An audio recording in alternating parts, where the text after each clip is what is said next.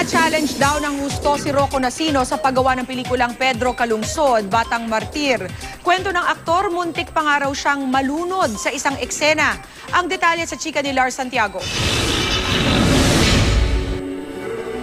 In character na rumampang naka-costume ang cast ng Metro Manila Film Fest entry na Pedro Calungsod, ang Batang Martir. Pinangunahan ni Rocco Nacino ang mini fashion show kasama ang ilan pang cast members tulad ni na Carlo Gonzalez, Alvin Aragon at Juancho Trevino. This is presenting the characters in a different way, kaya nakaka-excite din.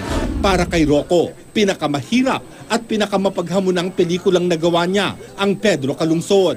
Mahirap din ang sinuong nila sa shooting. Nariyang sinagupa raw nila ang 10 talampakang alon at ang matinding init ng araw sa islang wala sila halos masidungan. Nang kunan ang ending ng pelikula, muntik pang malunod ang aktor.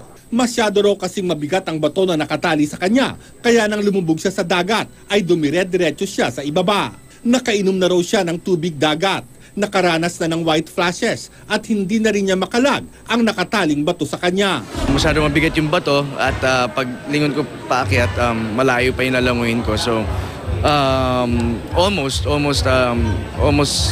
muntik ako mahimatay underwater. Buti na lang may diver na humabol at binigyan naman ng hangin. Isa sa mga una niyang pinagkwentuhan nito ay ang nalilink sa kanyang katambal sa Akin Pa Rin Ang Bukas na si Lovie Poe.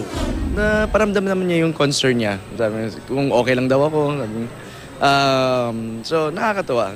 Lars Santiago, updated sa Showbiz Happenings.